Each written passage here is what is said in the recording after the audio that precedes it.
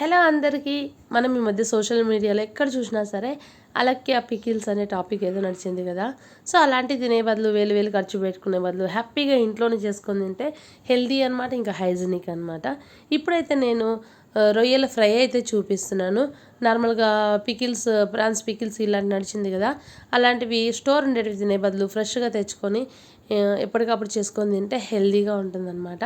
ఇందుకోసం నీట్గా నేను ఇక్కడ 1/2 kg రొయ్యలు అయితే తీసుకొని మిడిల్లో నరం అయితే తీసేసాను. నరం తీసేసి ఇప్పుడు నీట్గా కడుక్కున్న తర్వాత అందులో ఉప్పు, కారం, ధనియాల పొడి, గరం మసాలా, పెరుగు, నిమ్మకాయ, అన్నీ, అల్లం వెల్లిపాయ పేస్ట్ అన్నీ వేసేసుకోవాలి. అన్నీ వేసేసుకొని ఇప్పుడు వీటిని బాగా కలపాలన్నమాట. ముక్కకు పట్టేలాగా బాగా మిక్స్ చేసేసుకోవాలి. బాగా మిక్స్ చేసేసుకొని అరగంట సేపు పక్కన పెట్టేసుకోవాలన్నమాట. అప్పుడు బాగా ఈ మసాలా అంతా ముక్కకు పట్టి మంచి టేస్ట్ అయితే వస్తుందన్నమాట. మా పిల్లలకైతే చాలా ఇష్టం ఇది. సో అందుకని స్పెషల్గా వాళ్ళ కోసమే ఈరోజు తీసుకొచ్చి, సండే కాబట్టి ఈరోజైతే ఫ్రై చేస్తున్నాను. అందుకనేసి మీకు చూపిద్దామనేసి చూపిస్తున్నాను అనమాట. ఇది చపాతీలో కానీ, అన్నంలో కానీ, దేంట్లో తిన్నా సరే సూపర్గా ఉంటుంది. ముఖ్యంగా ఈ రొయ్యలు తినడం వల్ల బెనిఫిట్ ఏంటంటే మన బాడీకి ప్రోటీన్ అందుతుంది అనమాట. ఇలాంటి బోన్స్ ఏమి ఉండదు కాబట్టి పిల్లలు బాగా ఇష్టంగా తింటారు. నా వీడియోస్ కనుక మీకు నచ్చినట్లయితే లైక్ చేయండి, షేర్ చేయండి. ఎవరైనా ఫస్ట్ టైం మన ఛానల్ని చూస్తే సబ్స్క్రైబ్ చేయండి. ఇప్పుడు చూసారా, ఇప్పుడు ఇవన్నీ మసాలా బాగా పట్టేలాగా బాగా మిక్స్ చేస్తున్నాను. ఇప్పుడు ఇది వంట రాని వాళ్ళు కూడా, చిన్నపిల్లలు కూడా ఈజీగా చేసుకోవచ్చు అనమాట. అన్నీ కలిపి పెట్టేసుకొని 1/2 an hour పక్కన పెట్టేసి పోపులో వేస్తే సరిపోతుంది. అది కూడా మీకు ఇప్పుడు చూపిస్తాను చూడండి.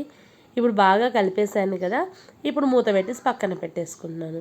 ఇప్పుడు అరగంట తర్వాత బాండిల్ పెట్టి అందులో కొంచెం ఆయిల్ వేసి అందులో ఆవాలు, జీలకర్ర, కరివేపాకు, అలాగే ఆనియన్స్, ఒక 2-3 పచ్చిమిర్చి, ఒక పెద్ద ఆనియన్ అయితే వేసాను. ఇప్పుడు వీటిని వేసి ఇవి మగ్గేంత వరకు బాగా వేపుకొని, ఇవి బాగా వేగిన తర్వాత ఇప్పుడు మ్యారినేట్ చేసి పెట్టుకున్నటువంటి రొయ్యలు ఉంది కదా మసాలా, ఇదంతా ఇందులో వేస్తున్నాను అనమాట.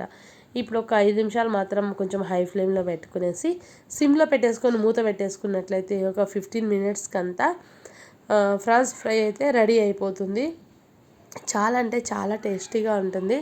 తప్పకుండా ట్రై చేయండి. సో ఇప్పుడు కలిపేసాను కదా, ఇప్పుడు మూత పెట్టేస్తున్నాను. మూత పెట్టి 10 నిమిషాల తర్వాత తీసాను. ఇప్పుడు ఇందులో కొంచెం కొత్తిమీర అయితే వేసాను అనమాట. ఆల్రెడీ నేను మ్యారినేట్ చేసేటప్పుడు కారం అన్నీ సరిపోయింది. మళ్ళీ అడిషనల్గా అయితే ఏమీ యాడ్ చేయలేదు. మనం చెక్ చేసుకోవాలన్నమాట. తక్కువ అనిపిస్తే మనం యాడ్ చేసుకోవాలి. చూసారు కదా, ఇప్పుడు ఈ వాటర్ ఇలా మూత తెచ్చి డ్రైగా పెట్టేసినామంటే ఓపెన్ చేసి ఇంకిపోయి మంచిగా ముద్దగా అవుతుంది, ఫ్రైగా తయారవుతుంది అనమాట. ఇలా ఒక 15 minutes కావాలనుకుంటే మూత పెట్టుకొని కుక్ చేసుకోవాలి. ఫ్రాన్స్ ఫ్రై అయితే రెడీ అయిపోతుంది.